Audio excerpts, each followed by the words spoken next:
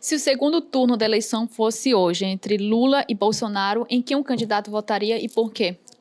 Candidato, a primeira pergunta é: se você assumir a presidência em janeiro de 2027, qual é a primeira obra ou medida concreta que Belém vai enxergar nos seus primeiros 100 dias de governo? Olha, o que Belém especificamente vai enxergar, eu acho que é o combate ao crime. Eu acho que é um trabalho muito duro que nós vamos fazer na área de destruição, do desmantelamento e destruição das facções criminosas. Hoje mesmo eu gravei na favela do Jurunas, ali, Jurunas, sim. ali tinha já marcações do Comando Vermelho. E o fato dessas facções terem se espalhado em todas as regiões do Brasil, tanto o PCC quanto o Comando Vermelho, para falar as duas maiores, eu acho que essas são as coisas que serão mais sentidas, porque eu botei como meta, e se eu falasse, olha, essa aqui é uma promessa de campanha. Eu sei que é muito old school, é muito moda antiga, eu prometo, mas eu tenho como meta, eu preciso fazer as pessoas, nos 6 primeiros meses no Brasil, se sentirem à vontade de andar com o celular na rua no Brasil. Se em todas as capitais as pessoas se sentirem à vontade de andar com o celular, significa que nós vencemos essa primeira etapa. Agora, do ponto de... Se não falar dos 6 primeiros meses, mas eu falar até o fim do primeiro mandato, algo que Belém vai sentir muito, até porque Belém tem muita presença disso, é o processo de urbanização e desfavelização das cidades. Infelizmente, tem muitas pessoas morando em situação precária aqui, e eu acho que a gente vai criar um marco regulatório para permitir um investimento maciço em urbanização. E nós precisamos criar bairros funcionais, limpos, que tratem as pessoas com dignidade, porque isso tem um impacto em todas as áreas. É uma questão transversal, que é, você resolve a habitação, resolve moradia, cria bairros para as pessoas, você diminui coisas que vão, como gravidez da adolescência, até desempenho escolar, índice PISA, vou botar SAEB, DEB, diminui o cometimento de crimes, você consegue manter as ruas mais seguras, diminui crimes contra a mulher. Isso tem um efeito que é sensacional, que ele é um efeito de tratar as pessoas como gente. Eu acho que o problema da favela e o problema da urbanização brasileira é um problema que nunca foi devidamente tratado. Esse é um tema que nós trataríamos com muita ênfase nos 4 primeiros anos. O Pará hoje é dominado pela facção conhecida como o Comando Vermelho.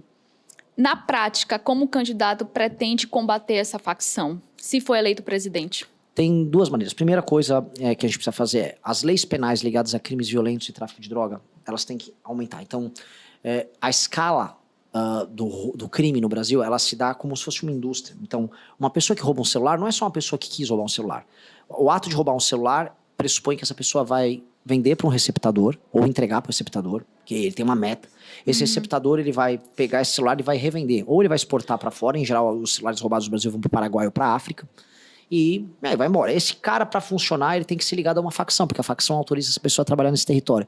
Então, toda a cadeia do crime, que vai do roubo de carro, roubo de celular, agora está com roubo de aliança no meio da rua, todo ele tem que ser desmantelado com aumento de penas, colocar câmeras nas cidades. Eu acho que a gente não tem que ter medo de falar nisso, temos que ter câmera com reconhecimento facial, e com base nisso, o Estado vai poder tornar o bandido, vamos dizer, que faz um cálculo político, desculpa, econômico sempre de, olha, qual é o meu risco, qual é a minha recompensa? Se o risco é muito grande, eu não vou assaltar. Eu fazer o bandido ter medo de cometer o crime, porque 1, ele vai ter certeza da punição, e 2, ele vai saber que a punição é forte o suficiente para fazer ele não cometer o crime. E o outro elemento é o combate específico à facção. Então, eu ataco o modelo de negócios do Comando Vermelho, né? Eu tô fazendo um recorte do Comando Vermelho porque o PCC é um pouco diferente. Envolve mais COAF, mais Polícia Federal, portos e fronteiras. E aí a segunda parte é a recuperação de territórios. Tem territórios inteiros, bairros, cidades, não só aqui no Pará. O Pará não está tão grave, por exemplo, quanto o Ceará, ainda que você já esteja como vermelho aqui. Em que você vai precisar retomar cidades inteiras. E aí você vai ter uma legislação especial para o faccionado, que é inspirado no direito penal do inimigo, que é a ideia de ter uma lei muito mais dura e muito mais veloz para o membro da facção, de modo ao que o governo e as forças de segurança, não só federais, mas estaduais, possam agir rápido para destruir a facção. A ideia de facção tem que ser destruída. A gente tem que tirar do imaginário brasileiro a ideia de facção criminosa. E isso é um trabalho que o governo federal vai precisar articular, muito. Sem dúvida. O candidato é a favor de liberar imediatamente a exploração da margem equatorial ou considera que os riscos ambientais justificam esperar mais? Eu acho que tem que explorar, porque eu acho esse discurso muitas vezes esquizofrênico, porque, por exemplo, a Baía do Rio de Janeiro tem exploração de petróleo. Então, como é que funcionaria? Lá poderia correr o risco de poluir, aqui na margem equatorial não? Eu acho isso uma besteira. Eu acho que dá para fazer tudo com muito cuidado, respeitando normas que hoje são internacionais, e fazer isso e beneficiar a região. Há um problema aqui, que é uma região que tem muita riqueza. Muita riqueza muito. natural. Estou falando Sem de dúvida. terra rara, minérios, de petróleo, as próprias riquezas da floresta. Até um dado histórico que é interessante. O Pará era conhecido no século XVII pelas drogas do sertão. A gente estudava A isso na gente estuda escola, isso. né? A gente estuda As as drogas do sertão. que Eu lembrei agora. os tropeiros levaram. Então, assim, Sim. sempre tem uma riqueza natural que é mal utilizada. E é quase um medo, um sentimento de culpa utilizar isso. Eu sou um conservacionista. E eu acho que precisa conciliar. As duas coisas precisam ser conciliadas. Eu acho que nós temos que trabalhar os nossos parques nacionais para que eles sejam funcionais, proteger os biomas e, ao mesmo tempo, retirar o lucro válido que a gente precisa retirar desses recursos naturais. Eu acho um absurdo que a gente veja a Guiana explorando a mesma bacia, como se estivessem de canudinho, levando todo aquele petróleo, e a gente olhando, já eles levam tudo, e a gente fica... Né? Então, eu acho que isso pode trazer benefícios por trazer um emprego de alta qualidade que paga muito bem para a região como um todo. E quando a gente fala de retirada de petróleo offshore, que é no mar, poxa, os empregos pagam muito bem. A gente está falando de uma cadeia de milhares e milhares de empregos. A gente está falando, por exemplo, de pegar a região do Marajó, que é uma região paupérrima, e você ter um entreposto logístico para atender as plataformas funcionando ali, com empregos que pagam muito bem as pessoas que vão estar, que melhoram a infraestrutura. Então, isso beneficia demais para a gente ter medo. E aí eu volto a colocar, pode explorar no Rio e correr riscos no Rio de Janeiro e não aqui? Eu acho que tem que correr risco, coisa que não... Hoje esses riscos estão muito mais mitigados em todos os lugares, vale a pena. O candidato manteria o Bolsa Família exatamente como é hoje ou faria cortes ou mudanças profundas? Eu não digo profundas, eu faria muitas mudanças. Mantém como está, você tem um sistema de incentivo ao aumento dessa política social. É uma política social que ela não tem que aumentar. O aumento dela significa que o país não está indo bem. O Roosevelt, nos Estados Unidos, quando teve a famosa crise de 29, ele comemorou quando as pessoas voltaram a recuperar o emprego, e não quando as pessoas recebiam o que eles chamavam à época de food stamps, que eram selos alimentares, selos de alimentação, que existe o termo até hoje nos Estados Unidos. A gente comemora o aumento do Bolsa Família. Lula, olha, agora o Bolsa Família vai chegar, não sei... Isso é loucura, isso é um sintoma de uma falência de um modelo. Nós precisamos fazer com que as pessoas voltem a trabalhar. Existem pessoas, e aí minha experiência de rodar o Brasil pelo interior mostra isso, lugares onde não há atividade econômica, onde há, por exemplo, uma mãe que tem 3, 4 filhos, ela tem que cuidar dos filhos em casa, mal a escola consegue atender essas crianças, e essa mulher não vai conseguir trabalhar, e o marido não é presente. Pois bem, essa mulher tem que ter o Bolsa Família.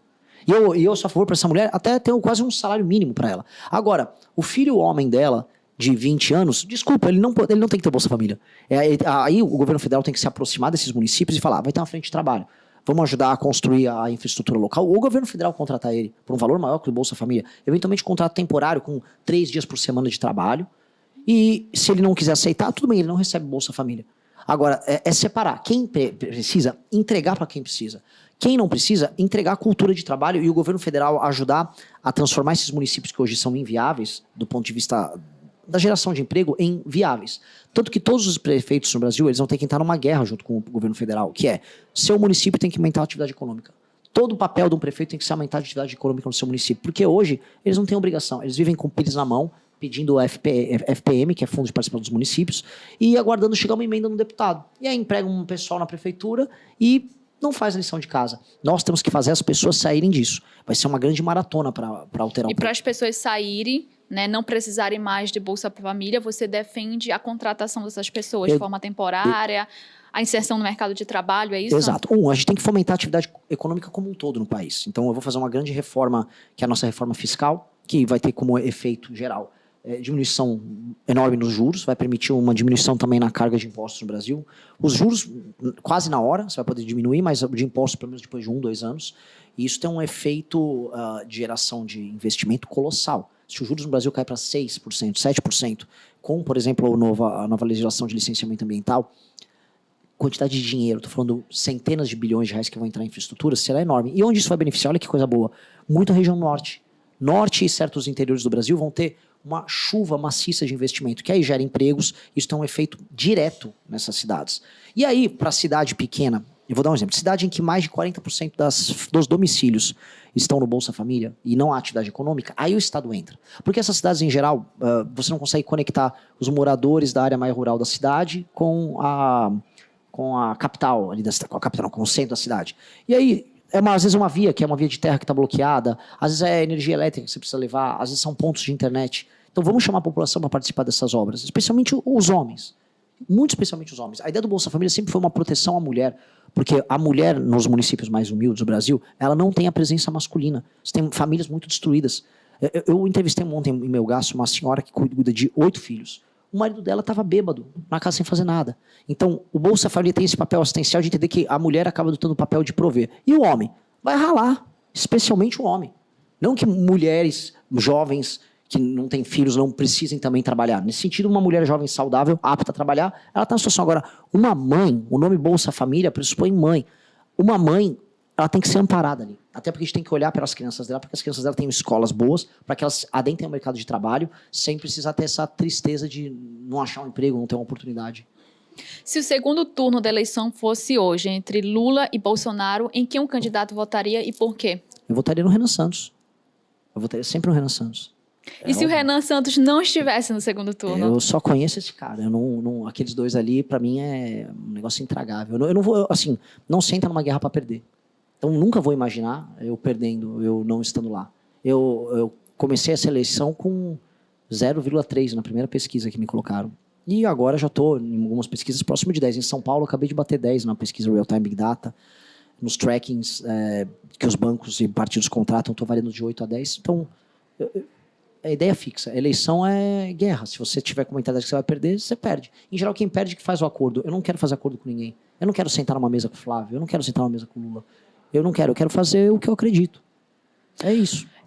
O que o bolsonarismo fez de errado que o candidato pretende não repetir, caso seja eleito? É tanta coisa.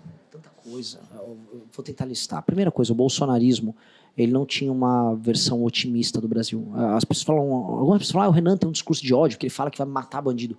Cara, eu tenho uma versão otimista, eu sou muito otimista sobre o Brasil. Muito otimista. Uhum. E eu gosto de todas as regiões, eu tenho que entender todas as regiões do Brasil, porque a gente tem que criar uma versão generosa do Brasil. O Bolsonaro não tinha isso. O Bolsonaro tinha uma ideia de uma vingança contra uma esquerda que tinha ficado no poder no Brasil por muito tempo e que calou a geração deles. O Jair é da geração do final do período do regime militar, em que eles se ressentiam da redemocratização. Então ele pegou, especialmente nos eleitores mais velhos, esse sentimento, tipo, essa redemocratização foi entregar o Brasil para esses comunas, e aí era como se fosse uma desforra. Todo mundo que vai para uma entrada de desforra não dá certo. Então, o modelo já era um modelo ressentido. Segunda coisa, não houve projeto. O Jair, quando assumiu, ele não sabia o que fazer. É igual se me dessem, sei lá, uma Ferrari de Fórmula 1 para eu dirigir. Eu acho lindo, acho sensacional, adoro Fórmula 1. Agora, eu não sabia o que fazer com aquele carro. Iam botar, eu ia bater ele, né, no primeiro minuto. Ele não se preocupou em aprender a dirigir o carro, em aprender a conhecer os detalhes. Então, o Bolsonaro teve um não governo, foi um governo confuso. Tanto que no meio do mandato ele entregou o governo inteiro pro Centrão. E aí você começa a ver escândalo de corrupção, o escândalo do Banco Master cresce ao longo do governo do Bolsonaro. Eu não consigo me espelhar em nada deles.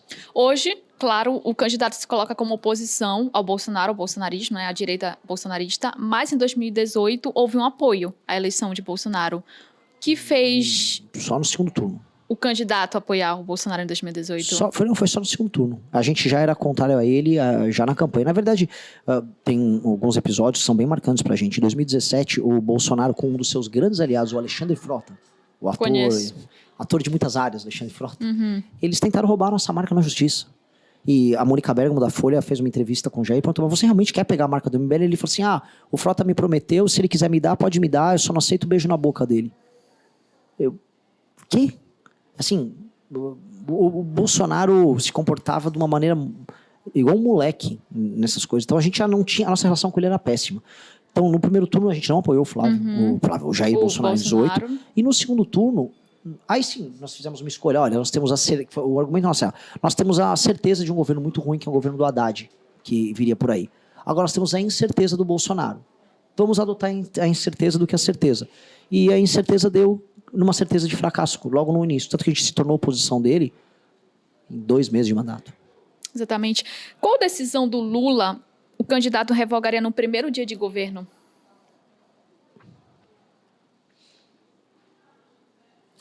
Tem que ver as decisões que vieram por decreto. Alguns decretos na área tributária, decretos envolvendo taxações das mais diversas.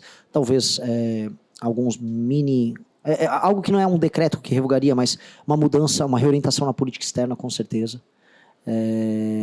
Essas são as primeiras coisas que, assim, daria para a gente trabalhar. Existem também alguns decretos e regulamentações de áreas específicas que são portarias de ministérios que a gente poderia mexer, por exemplo, na área fundiária, porque está tendo muita guerra fundiária, muitas questões que impedem, vamos dizer, que o agricultor consiga trabalhar, que acho que dá para fazer sem ser projeto de lei. Entendo. Qual é a decisão que o candidato tomaria no primeiro dia de governo e que faria metade do Congresso ficar contra você? Olha, eu sou otimista com relação às medidas de combate ao crime organizado. Uhum. Agora, os de crime de colarinho branco, acho que mais da metade ficaria contra mim, porque vai precisar mexer nisso também. A gente precisa voltar com a prisão em segunda instância. A ideia de que, por exemplo, um político investigado, ele, quando pego e tendo uma prisão decretada já na segunda instância, ele vá para a cadeia. Porque hoje eles se valem, né, das 1000 instâncias, né? Aí ele vai para o STJ, depois ele vai para o STF, aí basta contratar um escritório de algum familiar do STF que ele misteriosamente escapa. Então, eu acho que eles não vão gostar desse projeto, mas é inevitável. O candidato defende a pena de morte e a prisão perpétua no Brasil? Em termos valorativos, eu acho que o Brasil precisa discutir ambos, só que não cabe essa discussão no modelo constitucional nosso, porque elas são cláusula pétrea. Então eu posso ser favorável quantas vezes eu quiser, mas simplesmente não dá. Agora, eu acho que, por exemplo, um estuprador em série, pedófilo em série, esse cara não precisa, nem deve voltar à sociedade. Eu não vou recuperar uma pessoa dessas. Eu não consigo imaginar que nós vamos recuperar uma pessoa dessas. Até porque a vítima nunca vai ser recuperada. Uma mulher que foi abusada, ela não vai se recuperar. E nesse caso, o senhor defenderia a prisão perpétua? Sim, mas mesmo isso, infelizmente, a nossa Constituição não permite, nem que eu altere ela, porque ela não é apenas um artigo, são cláusulas pétreas. Aí eu tenho que fazer uma constituinte. Eu acho que o primeiro mandato não dá. O que eu posso é aumentar muito, muito as penas. Agora nós estamos tendo, assim, desculpa fazer, não é nenhuma mudança de assunto, mas isso aqui faz parte, é um alerta, porque agora querem acabar com os hospitais psiquiátricos no Brasil, aí vão soltar figuras como o maníaco do parque, né, que era um violador sexual em série. E, não, vamos soltar porque temos a luta antimanicomial. Essas pessoas têm que ficar presas para sempre, porque os hospitais psiquiátricos, no fundo, você mantém preso de canibais a estupradores em série, a pedófilos que são doentes e que precisam ficar presos.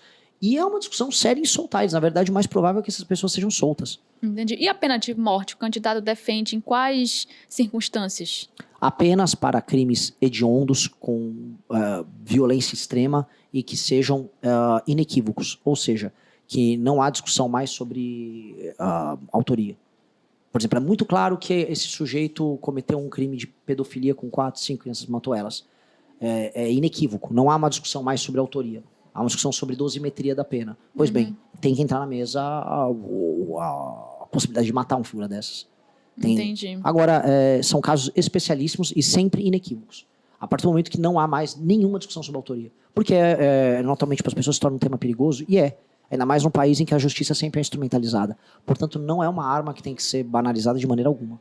É uma ferramenta que tem para casos especialíssimos, quando não há mais absolutamente nenhuma discussão sobre autoria. Escala 6x1, favor ou contra? A escala em si ou o fim da escala? O fim da escala 6x1, eu não gosto do favor projeto, é um projeto populista. Eu acho que nós teremos que ter uma liberalização do regime de trabalho, do mercado de trabalho brasileiro, e a gente percebe que a CLT no modelo atual já não funciona, quando a maior parte das empresas, especialmente na área de serviços, que quem mais contrata, é o setor que mais contrata no Brasil, já contrata as pessoas PJ. As MEIs saíram de 300 mil há 15 anos atrás. Hoje você tem praticamente 20 milhões de pessoas trabalhando como MEI. Essas pessoas trabalhando como MEI não são MEI porque elas são microempreendedoras individuais. Elas têm um emprego e esse é uma espécie de um cambalacho que contratante e contratado precisam fazer para que as pessoas possam trabalhar com segurança. Então o modelo da CLT com a justiça trabalhista, com a altíssima litigância que a gente tem, não funciona. E o problema da escala 6x1, veja, ela é um problema muito urbano. É um problema, no fundo, que a gente fala sobre infraestrutura e logística. Eu sou de São Paulo. Uma pessoa que mora na periferia de São Paulo e que vai trabalhar no centro, ela gasta quase 4 horas do dia dela em transporte. 4 horas por dia, vezes 6 dias, a gente está falando em 24 horas só de deslocamento. Naturalmente, a vida dessa pessoa é estressante. A escala 6x1, entretanto, para uma pessoa que mora numa cidade interior que está a 4, 5 minutos do trabalho, ela é diferente. Muitas pessoas preferem, porque elas passam a maior parte do dia, elas gastam 1 hora a menos de trabalho por dia, e aí gastam uma manhã no sábado. É uma escolha que alguns setores faziam, e aí era natural. Portanto, essa discussão surge muito em São Paulo e no Rio, da escala 6x1, porque é uma discussão que envolvia muito a questão logística. Isso é um problema de infraestrutura, isso não é nenhum problema de legislação trabalhista. Mas aí qual solução? A solução é a candidato liberalização do mercado de trabalho. Ou seja, nós temos que ter regras mais simples para a contratação das pessoas. A Justiça do Trabalho sair e a gente entregar para a Justiça Civil as relações contratuais entre contratante e contratado, sem penalização mútua, como acontece hoje. E, paralelo a isso, você diminuir a taxação que você tem na folha de pagamento. Ao fazer isso, você cria um parâmetro comum que permite que o Estado arrecade para o INSS, porque a gente tem uma questão previdenciária, que as pessoas dispõem disso, e, do outro lado, não seja punitivo contratar e formalizar as pessoas. O modelo que eu proponho, na verdade, é o modelo que todos os países de terceiro mundo em ascensão adotaram para poder crescer. Foi um modelo que a China adotou, que a Coreia adotou. A Coreia, inclusive, assim, nem tem limite de horas trabalhadas. Chegaram a ter uma semana de 68 horas. E agora, acho que caiu para 50 e poucas horas de trabalho. E a questão da 6x1 é uma questão muito discutida apenas no Brasil. Porque no México teve, no governo de esquerda, bem de esquerda, da Sheinbaum, teve uma redução de 44 para 40 horas. Mas sem mexer nos dias trabalhados. Aqui no Brasil, você diminuiu o número de dias trabalhados e diminuiu o número de horas. Vai ter um impacto econômico isso colossal. E já está começando a ser sentido em muitos setores. E vai acelerar o processo de automação em vários setores. E o trabalhador irá sentir. Eu estou avisando todo mundo, irá sentir. Porque não se resolve num país que está perdendo produtividade. Ou seja, as pessoas estão tendo que trabalhar mais para conseguir pagar as contas porque elas estão mais pobres. E porque o custo de vida aumentou, você não vai resolver as coisas num passo de mágica. Olha, você vai trabalhar menos e vai ganhar mais. Que é isso que o fim da escala 6x1 propõe. Você vai ganhar o mesmo valor mensal trabalhando menos horas. Portanto, sua hora de trabalho vale mais. Você não vai conseguir fazer isso acontecer como mágica, sem aumentar a produtividade. Portugal conseguiu reduzir as horas trabalhadas, mas Portugal teve ganhos de produtividade colossais, porque no fim do dia Portugal é bancado pela União Europeia. Então, quando você tem toda a economia da União Europeia sustentando o investimento, são um país de 9 milhões de habitantes, você consegue ter ganho de produtividade. O Brasil não tem isso. Então, pelo contrário, o Brasil, a capacidade produtiva do trabalhador brasileiro, ela não aumenta quando comparada com dos trabalhadores ao redor do mundo. Então, isso é assustador. Eu sei, mas assim, nessa questão da escala, do brasileiro que deseja trabalhar menos, que é contra, do brasileiro que não gosta da escala 6x1, ou seja, quer a folga, né, sábado e domingo. Ora, como que o senhor vê isso? Ora, se a gente flexibiliza, quando eu estou falando flexibilizar, as pessoas poderem vender a hora de trabalho dela, essa pessoa vai poder vender a hora de trabalho dela. Como acontece, por exemplo, nos Estados Unidos, como acontece em boa parte do mundo desenvolvido. Você pode, olha, eu vou trabalhar 4 vezes essa semana e eu quero estudar. Ah, ele vende a hora dele. Por exemplo, quando você vai numa lanchonete, eu pude ver isso, nos Estados Unidos é muito comum. A pessoa vai no McDonald's e fala, como é que é a escala de trabalho aqui? Olha, eu posso trabalhar 4 vezes por semana? Eles vão trabalhando as horas. Ó, trabalho 3 horas na terça-feira, na quarta-feira você quer trabalhar 7 horas na quarta? Quero. Entendi. Aí você monta o seu horário junto com ele. E é muito comum, as pessoas fazem a compra e a venda da sua hora nisso. Tanto que nos Estados Unidos, você tem as tabelas para contratação, tudo por hora. Então aqui, hora para trabalhar no posto de gasolina, hora para trabalhar numa Xerox, hora para trabalhar num restaurante. Você vende a sua hora e você compra a hora. E aí você negocia a hora de trabalho. Aí a pessoa pode montar o pacote dela. É que o nosso modelo de contratação é um modelo que antigamente previa, inclusive, estabilidade. Se você era contratado de CLT, você tinha uma estabilidade para sempre. Esse modelo não existe porque o mundo mudou completamente. E não é nem que eu quero... Renan, então, mas se o mundo mudou, vamos ficar igual. O mundo é cruel. O fato da gente querer alguma coisa não quer dizer que o mundo vai se adaptar a isso. Muito pelo contrário. Claro. E uma última pergunta para a gente finalizar nossa entrevista. O candidato nunca por cargo eletivo. Porque o brasileiro deveria entregar a presidência da República para alguém que nunca administrou sequer uma prefeitura? Porque isso não é um critério para ser presidente da República. O presidente da República, antes de tudo, é um líder. Ele não é apenas um gestor. Ele é também um gestor. E ser o gestor, ou seja, imaginar que o presidente vai ficar com um computador aberto, com uma planilha, com os dados agora da economia, agora eu vou dar os dados de como estão os usuários no SUS, agora... isso é uma ficção. O presidente tem que fazer a coordenação política de um projeto. E é uma coordenação política e simbólica. Portanto, a função do presidente é ser um líder. E eu sou um líder político há 12 anos. Eu liderei as manifestações de derrubada de Dilma Rousseff, eu fui vice-presidente do comitê de impeachment, eu fundei um partido político. Não fundei apenas um partido político, eu fundei um campo político. O campo político do nem Lula, nem Bolsonaro no Brasil, modéstia à parte, foi eu e meu grupo que fundamos. E fundamos publicando livros, publicando artigos, não só fazendo a parte do barulho nas redes, mas nós temos muitos artigos, nós montamos uma editora, publicamos um livro, formamos milhares de pessoas ao redor do Brasil defendendo as nossas terras, formação mesmo, concurso, treinamento, e isso me valida ser o líder de um campo. Então, o campo, o Brasil que não quer nenhum nem outro, o Brasil que imagina que o futuro pode ser glorioso, que nós podemos ter um projeto generoso para todas as regiões do Brasil, esse campo tem um líder, esse líder sou eu. Então, isso não ter tido um cargo não me desqualifica de maneira alguma. Até porque Dilma Rousseff teve cargos anteriores e Fernando Collor teve. Ambos tomaram impeachment. Isso não os credenciou a serem bons ou ruins.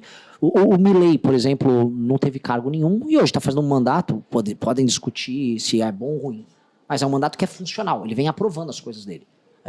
A agenda dele está passando. Então, ele sem experiência política prévia, ele conseguiu aprovar. Donald Trump, eu tenho muitas críticas, eu gosto mais do Milei do que do Trump. Não tinha experiência política nenhuma, ganhou e teve um governo funcional. Temos várias críticas, mas ele tem um governo funcional. E eu vou contra a esquerda, a direita e o centro, inúmeras figuras que não tiveram essa experiência e que fizeram bons e maus governos. Porque o que eu quero dizer é, esse não é o principal critério. O critério realmente é o critério de liderança. Sim, o brasileiro da classe média vai encontrar qual diferencial se você for eleito presidente? O fato de eu ser, de maneira identitária, um brasileiro de classe média. Eu vim de uma família lá de São Paulo, que é uma família de um bairro de operários na Moca. Minha mãe, uma psicóloga jovem, casou com um cara formado em direito, jovem, tinha um fusquinha de carro nos anos 80, era a típica família paulistana de classe média. E eu tenho os espíritos, os valores e as dores de uma pessoa de classe média. Então, foi muito legal que você utilizou esse termo, porque é muito o que eu acho que tem que ser o país que nós vivemos. Se nós tivermos um país de classe média, significa que a vontade geral vai se encaminhar para uma vontade de um Brasil que trabalha e produz. Que isso quer dizer que tem menos gente na pobreza extrema, mais gente sendo produtiva e menos gente no topo mandando na gente. Um país que é conduzido pela classe média é sempre um país melhor. Hoje, o nosso país ele tem o que se chama na ciência política de aliança topo-base. Então, o topo, uma elite econômica e política que mistura de banqueiros, topo do judiciário, uma certa elite intelectual mais à esquerda, tem uma aliança com o eleitorado mais pobre que está fora do mercado de trabalho. E essa aliança topo-base, ela arrocha a classe média. Então, para a pessoa de classe média, o que eu vou falar é, minha aliança é com vocês. E minha aliança com os mais pobres será no sentido de transformá-los em classe média. E não de mantê-los pobres e convencê-los de que aquilo é um modo de vida, mas sim de que o futuro é eles irem em classe média. Se você gostou do vídeo, não se esqueça de deixar o like e se inscrever no canal Avante Missão.